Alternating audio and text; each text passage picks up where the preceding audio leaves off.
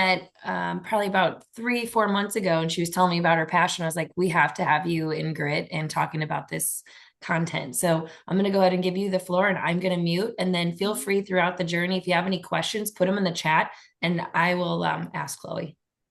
Yeah, for sure.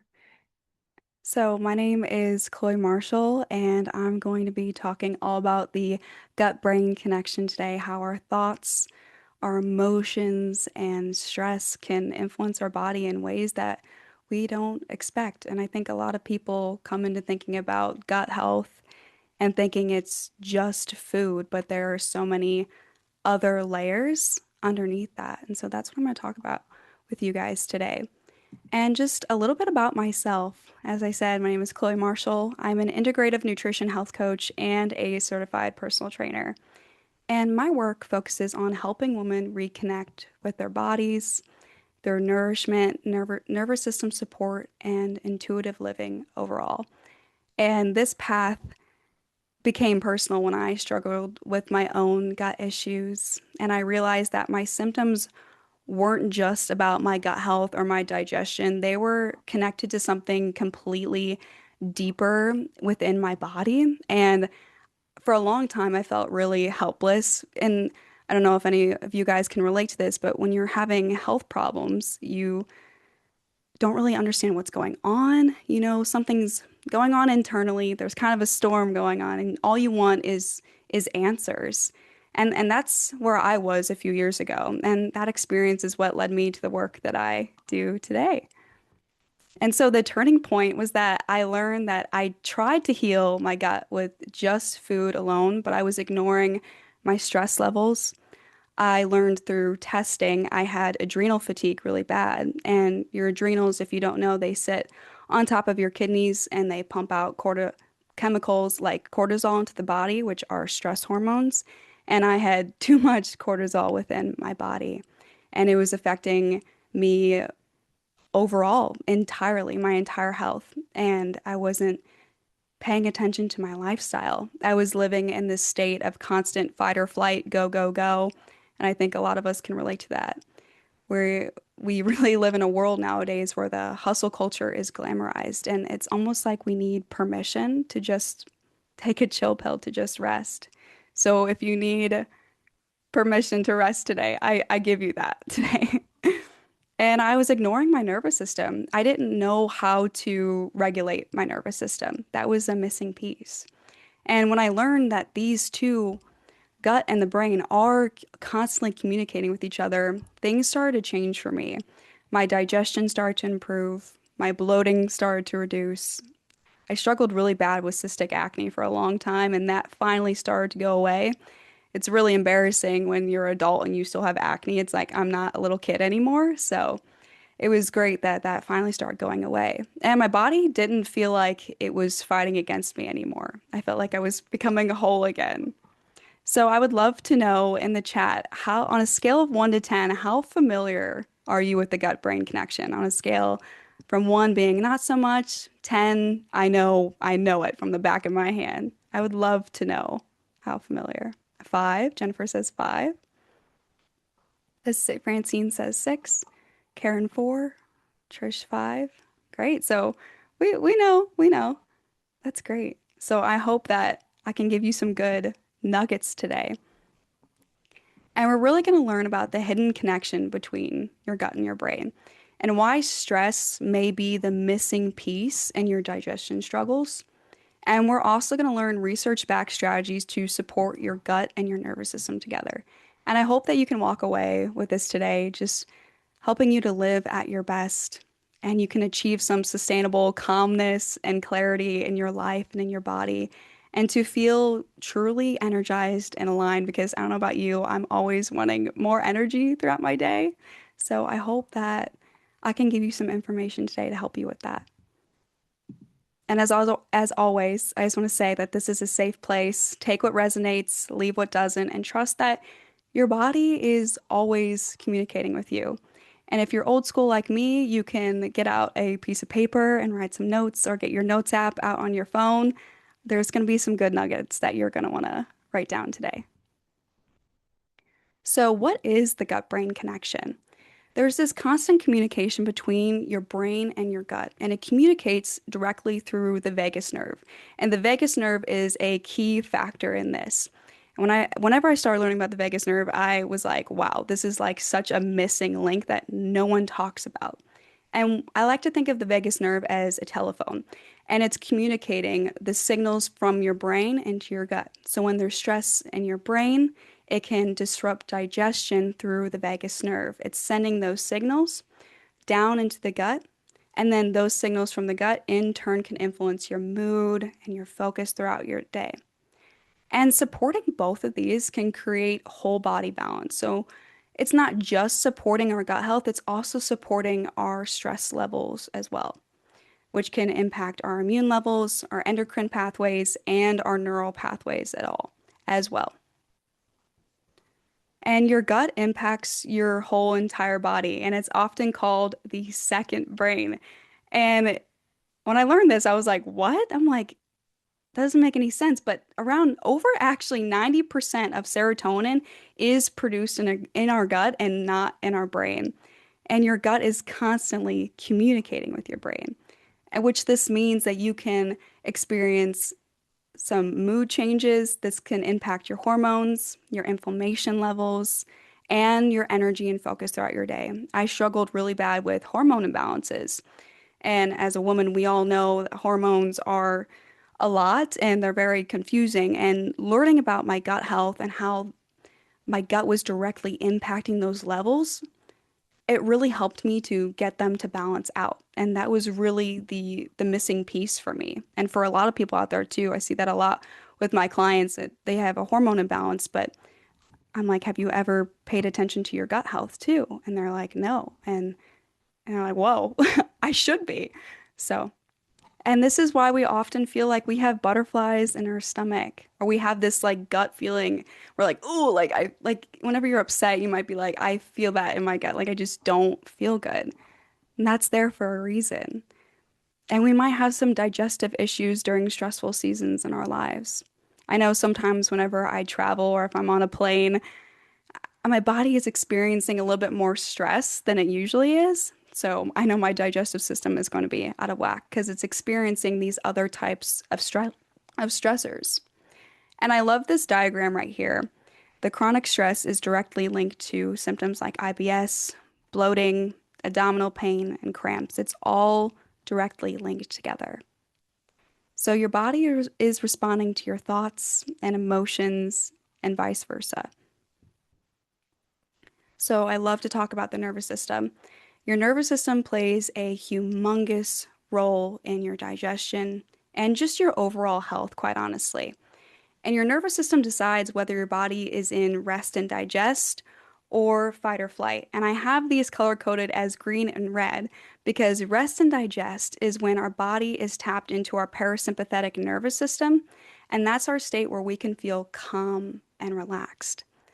But when we're in fight or flight, our bodies are designed to handle stress, but when we're in this fight and flight for too long, it can cause other things to happen in the body. And that activates your sympathetic nervous system. And I like to think of someone running a sprint. When you're running a sprint, that sympathetic nervous system is tapped on. Sean, you probably know this, that sympathetic is tapped in, you're running a full sprint. You're probably not able to digest any food during that time. But when you're in rest and digest, when we're feeling calm and relaxed, just sitting, then our body is ready for some food. But the problem is when we stay in fight or flight for too long. And this is what happens in your body. When you feel calm and safe, digestion works a little bit more smoothly. Nutrients are absorbed more efficiently in the body. It's funny, I used to spend an embarrassingly amount of supplements, of money on supplements, only to learn that my body wasn't absorbing any of those nutrients at all because it was constantly in a stressed state. So once I started lowering my stress levels, my body was actually able to take in those nutrients that I was trying to give it. And I learned that the gut can heal and repair when you're calm and safe, not when we're constantly stressed. And when you're stressed, Again, in that red column, your digestion slows down, like that sprinting example I gave you. We can't digest food when we're constantly in a full-blown sprint. And that blood flow moves away from the gut. And this is why we might experience bloating, discomfort, and our inflammation levels can increase when we're a little bit more stressed out.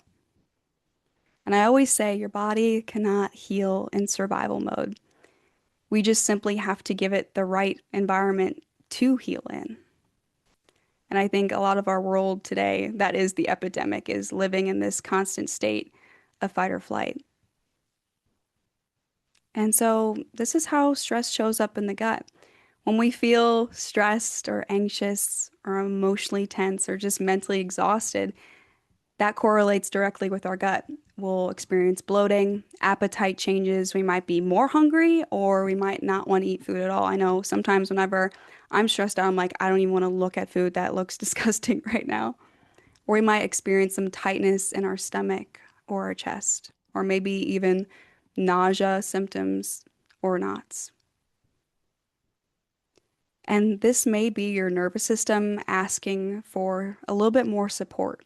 And your symptoms are truly signals, not flaws. There might be something deeper going on underneath the surface.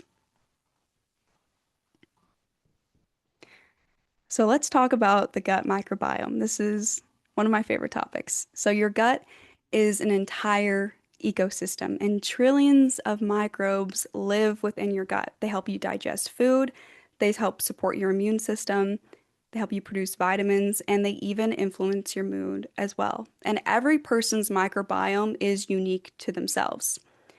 For example, when you're born, you're actually given some of your mother's microbiome as well, but as you grow older, you eat different foods, you experience different things throughout your life, and your microbiome is constantly changing from the inputs that we're giving it. And it's not about good versus bad bacteria. It's about having a balanced and a diverse ecosystem. And so I love to think about the microbiome as a garden. You have your soil, and when your soil becomes depleted or stressed, fewer plants survive. But we want to give it the right things, like we want to give it the good compost. We want to have worms in the garden, in the soil, so those plants can grow and thrive. The same thing with your gut microbiome. We don't necessarily want to get rid of all the bad bacteria. We want to give it some good as well. It's good to have a balance between the two. And so stress can literally change that microbiome. When stress comes in, it signals to your microbiome and it shifts and it might produce more bad bacteria. That balance of bacteria can be disrupted over time, and that gut lining can become a little bit more sensitive. And less microbes, supportive microbes, can thrive. So some of those bad come in. There needs to be a balance. Too much of a good thing isn't good, and too much of a bad thing is bad.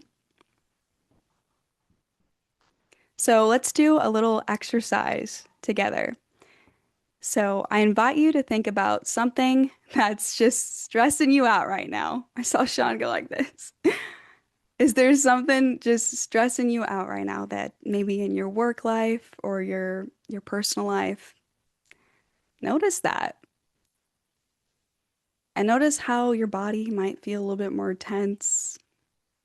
Your gut might feel like it's in knots. Your shoulders might shrug a little bit. Notice how that stress feels in your body. And now let's think about something that you're really grateful for or that's going well in your life. What's something that you're so grateful for? Maybe it's a pet or a person or a thing. Maybe it's this beautiful weather that we're having in Missouri right now. I'm really grateful for that. Notice how that feels in your body. Maybe you feel a little bit more lighter, at peace. Notice that. So, what you just experienced is the gut brain connection in real time. You notice how one stressful thought, just one stressful thought, can create some tension within your body. And one thought one positive thought created some ease and some peace. And this is truly how powerful your nervous system and your mind is in shaping how your entire body feels overall. I always say what you focus on becomes your reality. When we keep focusing on those stressful and those negative thoughts, that will literally become our reality. Our body is responding to that. And your digestion, your mood, and your energy are constantly responding to that inner world. So it's important that we're checking in with ourselves every now and then. How is my inner world feeling right now? So I want to give you some simple practices that you can start doing today to support your gut and your nervous system. So the first one being doing some deep belly breaths before you eat meals. That helps signal to your body that we're ready to eat food, we're relaxed, we can digest this. Another one being just some gentle movement. Maybe that's going for a walk outside, maybe that's doing some mobility stretches, maybe that's doing yoga, whatever movement your body feels like it needs. I always say movement is literally medicine. Next one is nature, grounding in nature. I don't know about you, but whenever I go for just even like a 15-minute walk outside, I feel instantly relaxed and just so much better, mentally clear. Maybe throughout your workday, it's just you're feeling so bogged down. Just even taking like 10 minutes outside.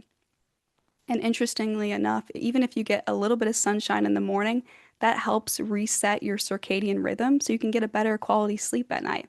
Just that natural sunlight is so amazing and it's free. Speaking of sleep, getting a good night's rest. And unfortunately, nowadays, it's hard for us to even get 7 to 9 hours of sleep at night. But that's what our body needs. Our body needs that to rest, to heal, and repair. And your gut heals when it's resting. And the last one is having consistent meals. Having consistent meals that nourish your body, that signals to your nervous system that, oh, we're getting the right nutrients. We're feeling nourished. We're not feeling depleted. And we'll get into food in just a second because that's my favorite part. And this is a quote that I love from Dr. Will Cole in his book called Gut Feelings. Stress and shame can cause gut inflammation and sabotage your health. True health isn't just about what you eat, it's how you feel overall. You can drink the most amount of green juice in the entire world, but if we're not tending to our inner world and regulating our nervous system and reducing stress, then that can show up in the body. And so, truly, a healthy gut is the foundation of a healthy mind and body. When we get that figured out, we can thrive in so many areas of our lives. So, I want to take you through another little interactive exercise. I don't know if anyone's heard of the 4-7-8 breathing technique, but this is one of my favorite breathing techniques that I do every single day. When I wake up in the morning, I get on my yoga mat and I do this breathing technique, and that's just how I start my day. And I won't do anything else because I think I'm a better human after I do this. So when we do this breathing technique, I'll walk you through a few rounds in a second. But we inhale through our nose for 4 seconds. We hold the breath for 7 seconds, and then we exhale through the mouth for 8 seconds. And I want to note that the exhalation is really important here.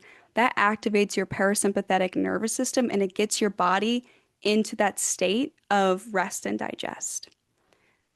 So, if you feel comfortable, I invite you to close your eyes. I'm going to do this with you too. Wherever you are, put your feet flat on the ground. You can have your hands on your lap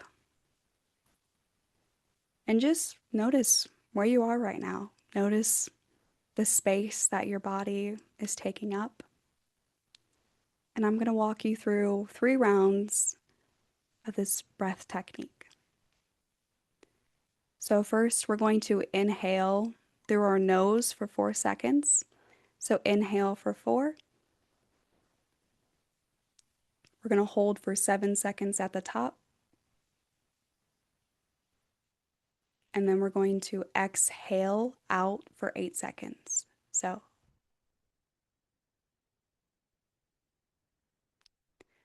beautiful. We're going to inhale again for 4, hold for 7, and then exhale for 8 seconds.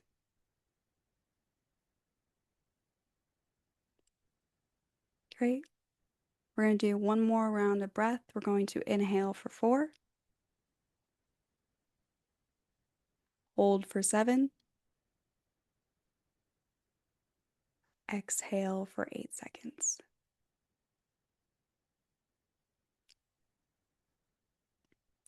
And notice how your body feels in this moment right now. Maybe you feel a little bit more peaceful. Maybe your shoulders dropped a little bit. Maybe your eyebrows softened. Notice how you feel right now from the beginning when we started this breath exercise. And I invite you to add in some movement back into your body, and you can open your eyes if they're already open. So that, my friends, is the 478 breathing technique. And I would love to know, how did you feel during that? How did that breath exercise make you feel? You can put in the chat if you want. If not, you can just notice overall how you feel. Calm, tired, relaxed, says Jennifer. Release. Says, Sorry, no, said you're good. supposed to be relaxed. Relax. Relaxed. She's Oh, feeling, how many readers I can see. you're fine. She feels relaxed. Francine says lighter, clearer. That's beautiful. Well, I'm glad that I could walk you through that just to ease some tension throughout our days. Because I'm telling you, sometimes we just need a few mindful pauses. And whenever I just take maybe just 5 minutes out of my day, I always say, like, I need to do more 5 minutes because they matter so much. It's so easy to be on the grind and go, go, go. But truly, when we can calm our bodies and relax, we can show up for other people way better too. Okay, so let's get into the fun part. I love food. I love talking about food. So, eating for gut health. Food is so much more than just calories for our body. It is information for our entire body. What we eat directly influences our microbiome and how diverse it is. It influences our gut barrier function. It also influences our inflammation and our immune levels, and how we regulate our nervous systems as well. So, when we're eating, we're not feeding specific bacteria. We're supporting that garden, right? Like that metaphor I said earlier. We're supporting the environment they live in. So we have a nice, beautiful garden full of fresh fruits and vegetables and flowers. You can tell I'm really ready for spring. So foods that support the gut. The first one is fiber-rich plants. These are your vegetables, your fruits, your legumes, whole grains. I always say to eat the rainbow. Whenever I make a meal, I try to get as many colors on my plate as possible at one time. Second is healthy fats. So these are your olive oils, your avocados, nuts like walnuts are incredibly good. Seeds like chia seeds, flax seeds, those are all packed with amazing omega-3 fatty acids, which are essential for your gut health and your overall inflammation as well. These healthy fats can really help reduce inflammation. The next is protein. I love protein. I'm always telling my mom, I'm like, Mom, did you get your protein in today? She was like, Nope. I'm like, all right, we need to do better. So quality proteins. So this is like your eggs, your fish, poultry, meat, legumes. We're getting strong. We're getting huge out here. And this helps your gut lining repair itself. It has essential amino acids that your body needs to thrive. And the last one is fermented foods. So this is like yogurts, Greek yogurt, kefir, sauerkraut, and kimchi. And what's great about these foods is that you don't need much of these foods. You only need a small amount. I love having like a tablespoon or two of sauerkraut before I eat my meal, and that helps my body digest food a little bit better. And I love a good yogurt bowl. I have at least one yogurt bowl a day. They're very good. And so you're like, okay, that's great, Chloe, but like, how do I eat this? So here's an example of a meal that has all of those components. I call this a skin and gut health plate. So on the left, we have our baked salmon that has essential healthy fats and protein. Lemon is great for digestion. It helps with those digestive enzymes. It really kickstarts. I love having warm lemon water in the morning for my digestion. It just kicks everything off. And then we have avocado down there for some healthy fats. And then walnuts and Brazil nuts. And I want to point out Brazil nuts. Brazil nuts are packed with selenium, and they are great for women's health in particular with our hormones. Bye, Anita. So, Brazil nuts are packed with amazing nutrients that help our body. And then we have some kimchi on the side here. So, kimchi again is those fermented foods. They're packed with those good bacteria to put into your gut. So, this is an example of a nice meal for your gut health. And it's delicious too. And so, now I want to talk about some foods that can disrupt the gut environment. The first one being is highly processed foods.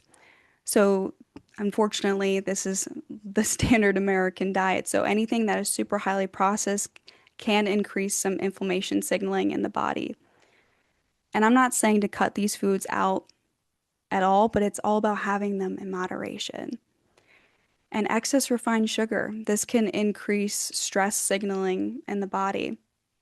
Those bad microbes love sugar and they feed off of sugar. I used to struggle with candida, which that is a yeast overgrowth in your gut, and candida loves sugar, any type of sugar. And I had to go on this like really long inflammation elimination diet, and it helped, but I didn't realize how much sugar was impacting my body. And getting rid of it, just even for a little bit, it helped my body have a complete reset, which is amazing. And alcohol directly impacts your sleep and your stress hormones. And at times it can feel like, oh, that drink really helps me fall asleep at night, but it's impacting the quality of sleep that you're having. It's impacting your REM and your deep sleep cycles. So our body isn't repairing itself like it should be. And artificial sweeteners, this is like sucralose or aspartame. This can increase some gut sensitivity in some people, especially for myself. Ever since I've had an artificial sweetener, I like experienced such bad bloating, and that's for a reason. And now I want to talk a little bit about cooking oils and why they matter. So, not all fats respond the same way to heat, and some of these highly processed oils are more prone to oxidation when they're heated, which may contribute to some inflammation in your body. And just some small changes in the oils that you cook with can really support your gut health, your overall inflammation, and your overall metabolic health as well.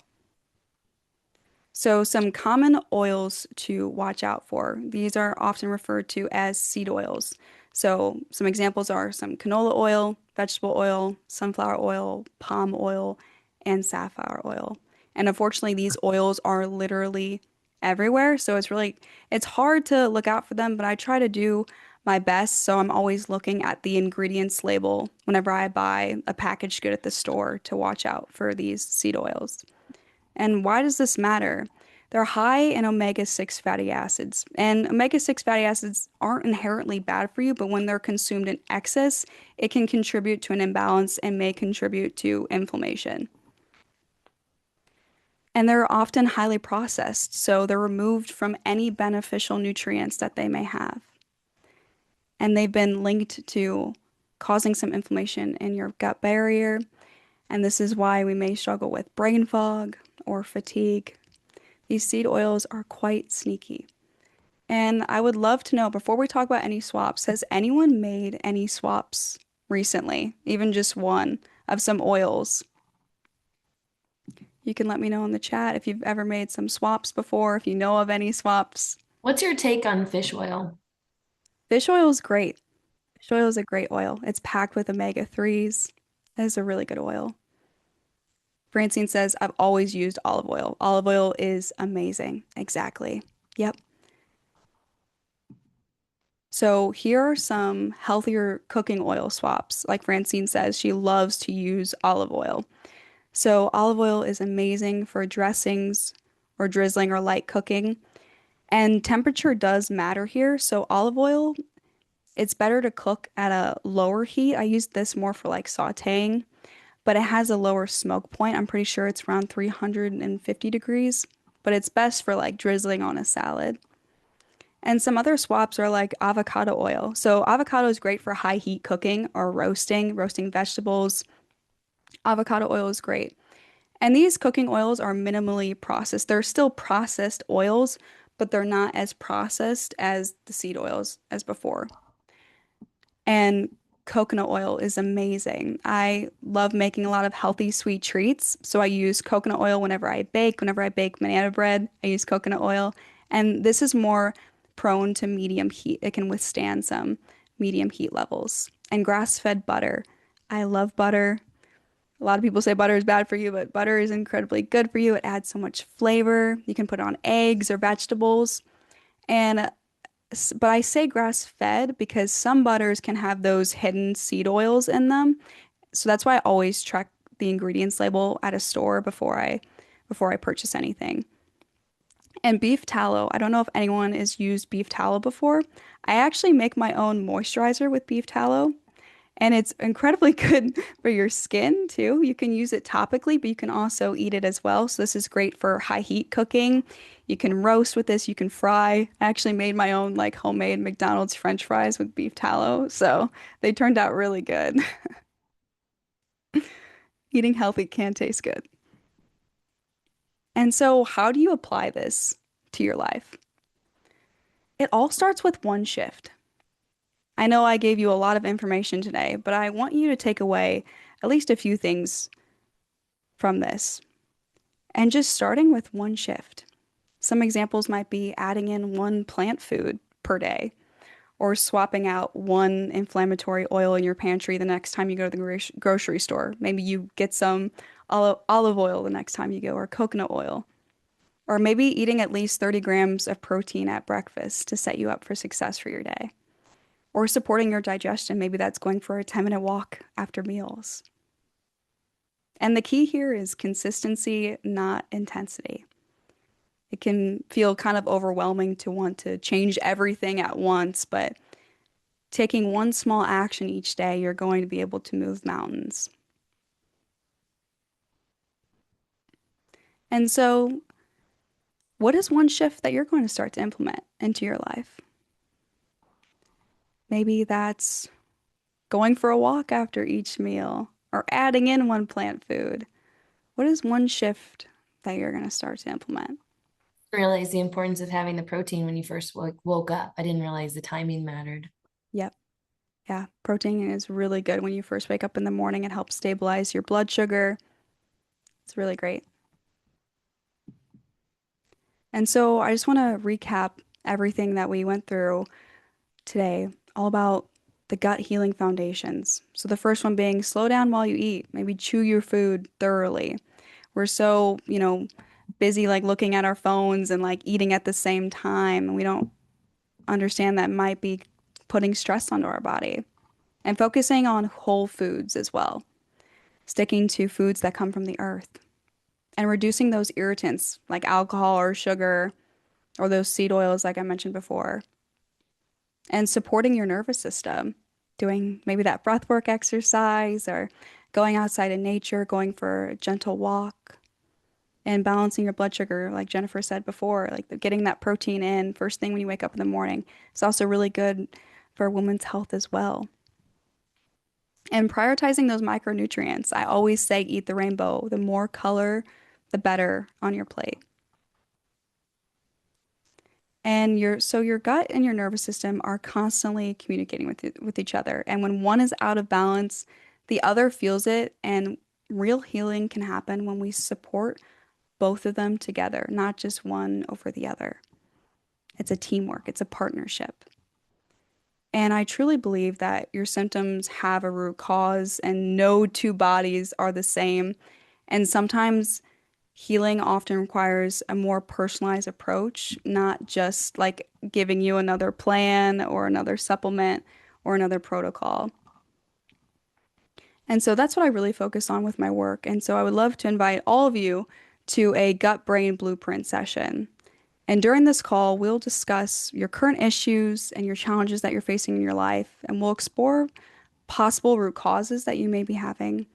And we'll create a personalized plan for you to feel your best because I know how overwhelming it can feel in your health journey when you just don't even know where to begin. And that's what I want to give to you is a personalized plan so you can have direction in your healing journey if you may be struggling with this. You can scan the QR code at the side and it will prompt you to a brief form. And my contact is right underneath. You can email me or my Instagram right there. And if there's anything that you've taken away from today is that your body is incredibly intelligent. We just have to give it the right environment to heal in.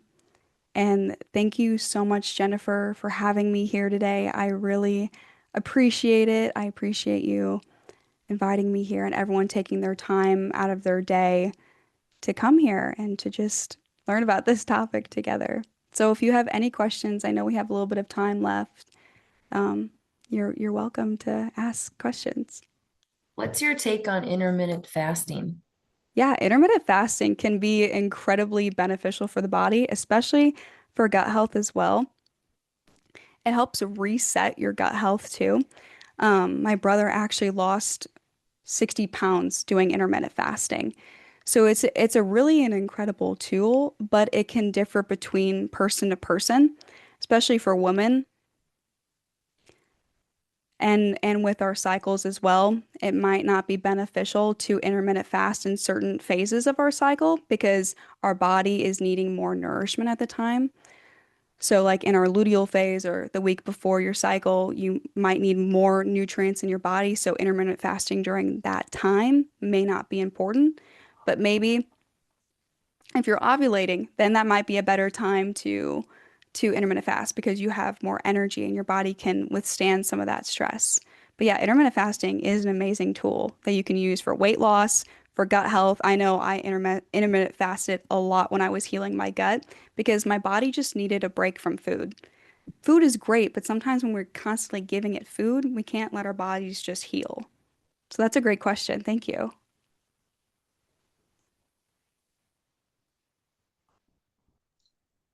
Can you give a few suggestions to, for 30 grams of protein at breakfast? Yeah, yeah. So I'm not sure what foods that you genuinely enjoy, but some examples of foods that I love are eggs in the morning. I love eating at least two or three eggs with some chicken sausage. I mean, two eggs is like 12 grams of protein, and then three links of chicken sausage, that's like 12 grams of protein. So you're already at 24 right there. I love even putting some cottage cheese with it too. I don't know. Everyone's like, it's kind of controversial having cottage cheese. The texture can be a little off, but love cottage cheese with that. Avocados, just getting those healthy fats, or just even like having a smoothie, doing a little bit of protein powder in the morning. Because I know sometimes some people don't want to eat a big breakfast, or I could imagine all of you guys are very busy people. So maybe just even having a quick smoothie in the morning or having a Greek yogurt bowl too Greek yogurt, I think, has at least like 16 grams. So I'll add in some of the protein powder in there for some extra protein, which is really great. So yeah, that's a great question.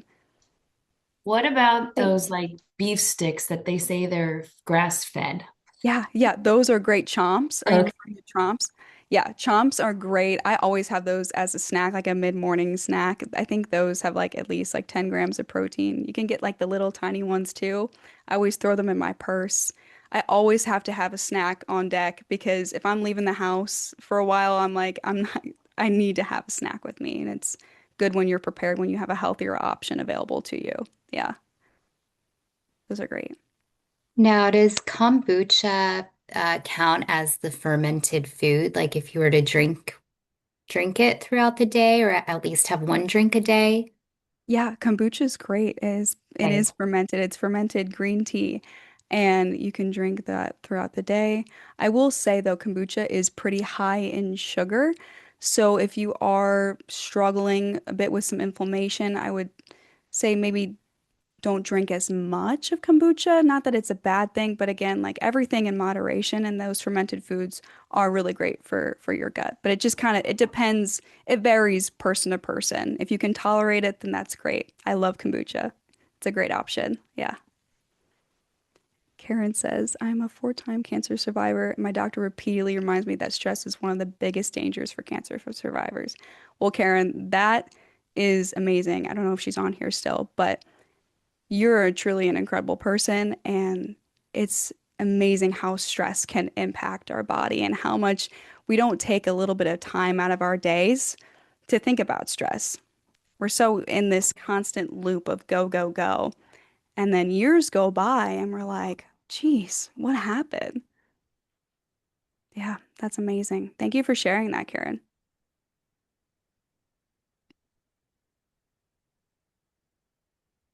Chloe, do you take any magnesium supplements? I do. I Hmm. love magnesium, magnesium glycinate in particular. So that really helps with relaxation and sleep. I take magnesium at night right before I go to bed. It's especially good for women's health too.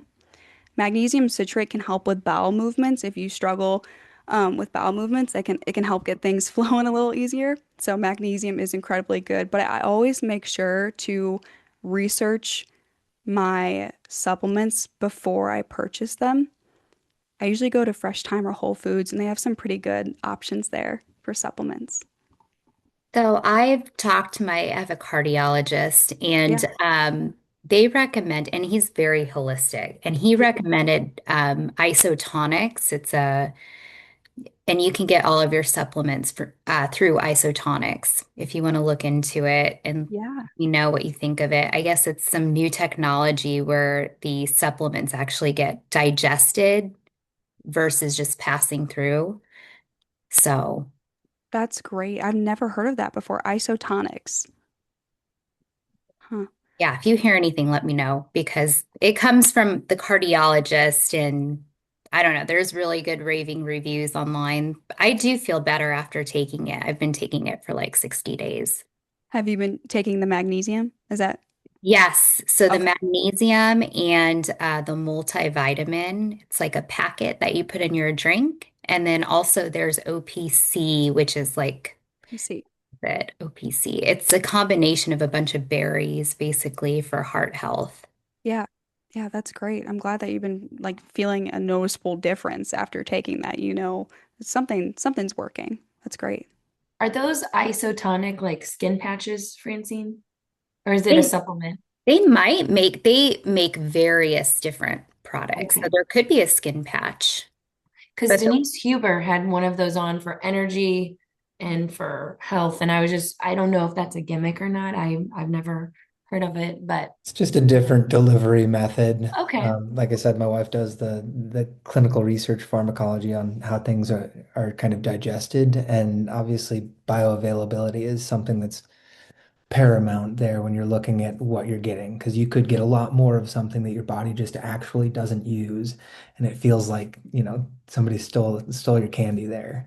But then like you were mentioning zinc, magnesium, probiotic, vitamin D, and fish oil are, peer-reviewed, journal published study to help the body work in better conjunction with the body. So, you can't get enough of that, or like, for instance, your water-soluble fats or water-soluble vitamins, go over on it, and Yeah. make sure you're getting a lot. Yeah, like vitamin C, you can't really overdose on vitamin C. You just kind of excrete that out. Those are great. But the fat soluble, those are vitamin D, E, and K, I'm pretty sure. Yeah, A, D, E, and K. A, D, and K, yeah, you don't want to overdo those, but the water soluble ones, those are pretty good. And we can and honestly, supplements are great, but we can get most of these nutrients from our diet alone. And so that's what I try to do. I try to eat my supplements as much as possible. But I will say most of the population is deficient in magnesium, so magnesium is definitely one to supplement with. And like Sean said, probiotics are great, but finding the right strain is really important too, because I used to take a lot of probiotics and it was causing way more bloating and discomfort. And I was like, but I thought I'm doing the right thing. I'm taking all these probiotics, but it wasn't treating exactly what I needed. So I'd always check with your doctor beforehand. And getting the right testing too is really important so you can understand what certain supplements your body actually needs. Because I used to spend a lot of money and I was like, I didn't need half of these. So I always try to help people save some time and heartache and money before purchasing supplements as well. Yeah, that's all amazing. One litmus test that I like, that's just a really quick one, because you can get your supplements from anywhere, and some are a little better than others, but if you're getting it, it's a win. But with fish oil, because the viscosity changes based on temperature, a good litmus test for that is if you put your fish oil in the freezer and it freezes rock hard, it's probably not a high quality fish oil. Wow, that's very fascinating. I did not know that. Yeah. Temperature can be a big changer in that and just realizing that, okay, maybe this isn't really a good thing if it's, Like if your you know, vodka freezes in the freezer, it's probably not. yeah, right? Like that's probably not real vodka. We don't want that. It's water. That's great. Sean, I just saw your chats. I wasn't realize nothing was posting. I was over here like, all right, You were I'm typing paying away and I just attention. wasn't seeing it. But yeah, this has been great. Really appreciate the talk and the conversation. And I love that you're talking more about like the endocrine system and how you're getting your body to just turn on and work for itself, and how people can be non-cognizant of. You mentioned just not drinking enough water. That's Yeah. huge, but with like adrenal fatigue, that's a Hmm. big thing. And I know I came at it from the training aspect of like, oh, this guy is overtraining. He cannot recover from the amount of reps or whatever he's doing from a physical stimuli. Yeah. But yeah, just being cognizant of that is huge. We used to do a big, 12 site pinch test, and you'll go through and do DECA scans, so you can really take a good look at these things, or with blood testing. But I think that it's always a journey of 1,000 miles, and most people, unfortunately, are non-cognizant of these things. 100%. You're right on the money with that. So many things we are unconscious of until one day we wake up and realize, okay, something has been festering for years and years and years. My dad was just diagnosed with melanoma cancer, and he had a spot on his back for the past 30 years of his life. He never got it checked out, and I was like, Dad, we got to get that checked out. But thank God he did, and he's fine and clear. But it's just, we don't know. We don't know. And sometimes even like making it known is even more awful because we're like, okay, something's wrong with us. But the relief that we have when we figure out, okay, we know what the root cause is, we're getting help, we're getting it treated, we're getting the right testing. It just can take all that stress and ups it off your plate because in return, that stress and that upset is causing the very thing that we're trying to get rid of. So I think this is such valuable information that everyone should know, and I hope that you can take away a lot from today, and you can also share it with your families as well, so they can live a happy and healthy life because health is truly wealth. Thank you so much, Chloe. Thank you for everybody being here. Next month's topic is actually on cash flow navigation, and we have Chase Bank that's going to be presenting that topic. So, hi guys, I hope you can get outside and do that 10-minute walk after your lunch. So, Yes. see you next. Thank you. So Thank nice meeting you. everyone today. You guys Bye. take Cheers, care. everyone. Thanks Bye. so much. Bye.